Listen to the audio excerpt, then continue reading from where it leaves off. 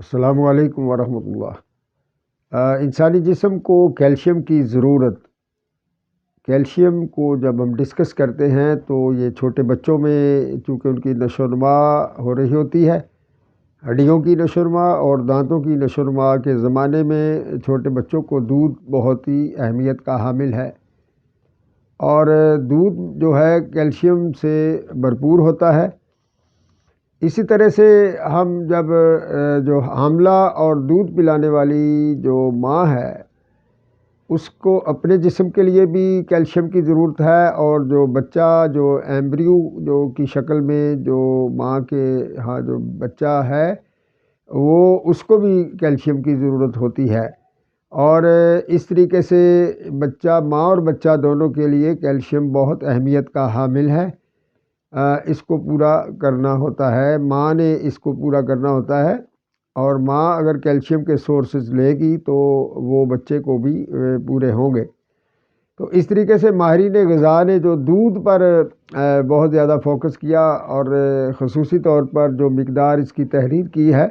ہم اس کو بیان کریں گے۔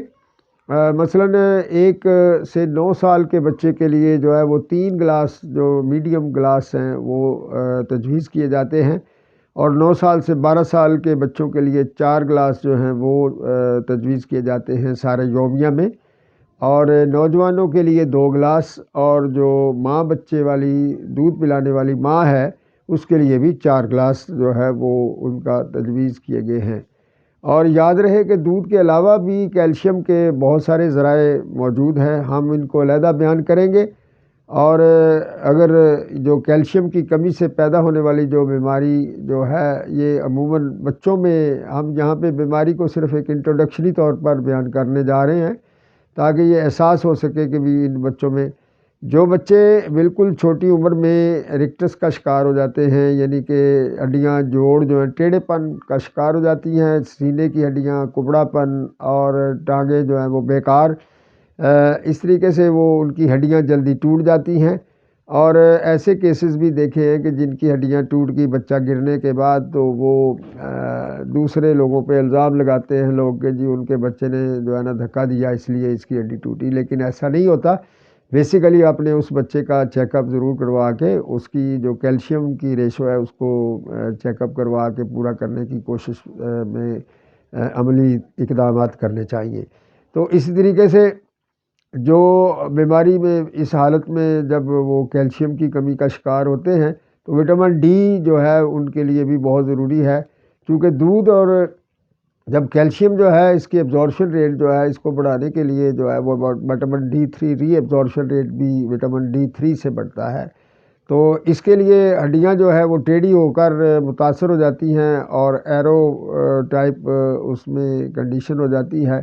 اور اس طریقے سے وہ جو ہڈیاں جن کو جس سیٹ اپ میں ہونا چاہیے ویسے سیٹ اپ میں نہیں رہتی، تو ان ایسے بچوں میں ان کی نشو و نما رک جاتی ہے، قد بھی بڑا نہیں ہوتا، بہت چھوٹے چھوٹے بونے سے رہ جاتے ہیں، اور اسی طریقے سے یہ مرض عموماً 3 ماہ سے لے کر 6 سال کے بچوں میں دیکھنے میں آتا ہے۔ اسی طرح سے جب بڑوں میں جو ہڈیوں کی کمزوری، اور جیسے کہ کئی بچوں میں دیکھا کہ انہوں نے فٹ بال جو بڑا نرم ہوتا ہے دین ادرز گیندوں کے، ان کو جب ہیڈ مارا سر مار کے فٹ بال کو جب آگے گول کرنے کی کوشش کی تو وہ ان کی بدولت ہی ان کے سر کی ہڈی جو ہے وہ کریک ہوئی۔ تو ایسے ہی وہ تھوڑی تھوڑی چوٹ سے ہی جسم کی ہڈیاں ٹوٹنا نہیں چاہیے، جس کی یہ ٹوٹیں ان کو یہ کیلشیم کا ضرور فقدان موجود ہوتا ہے، اور جب بڑوں میں جب دیکھا گیا کہ ان کے جسم کی ہڈیاں جو ہے وہ بیکار ہو رہی ہے، ان کے چلنے پھرنے سے دشواری ہے، ٹانگوں میں درد ہے، ہڈیوں تک درد ہوتا ہے، عموماً شوگر کے پیشنٹ میں بھی ہڈیوں کے مسائل پیدا ہوتے ہیں، ان کی ریڈکشن کی وجہ سے ایسا ہوتا ہے، اور ان کی تو پوری غذائیت جو ایبزارپشن ریٹ ان کا متاثر ہونے سے ایسا ہو سکتا ہے، لیکن پھر بھی کیلشیم کے بارے میں بھی سوچ اور فکر رکھنی ضروری ہے۔ اسی طرح جب بڑوں میں ایسا کیس نظر آئے جو بالکل رکٹس جیسا ہو تو اس بیماری کا نام آسٹیوملیشیا ہے۔ آسٹیوملیشیا جو ہے یہ بیماری تقریباً ہم اس کو رکٹس کی بیماری کے سیم علامات کہہ سکتے ہیں، لیکن یہ بڑے لوگوں میں، بڑی عمر کے لوگوں میں دیکھنے میں آتی ہے۔ ہڈیاں کمزور اور کبڑا پن کا شکار ہو جاتے ہیں، ہڈیاں جلدی ٹوٹ جانے کا سبب بنتی ہیں۔ تو اب ہم کیلشیم کے ذرائع جو ہیں، جو قدرتی ذرائع ہیں اور اس کے حیوانی ذرائع اور نباتاتی ذرائع جو ہے، ان کا بیان ہم اگلے کلپ میں کرنے جا رہے ہیں۔ جزاک اللہ۔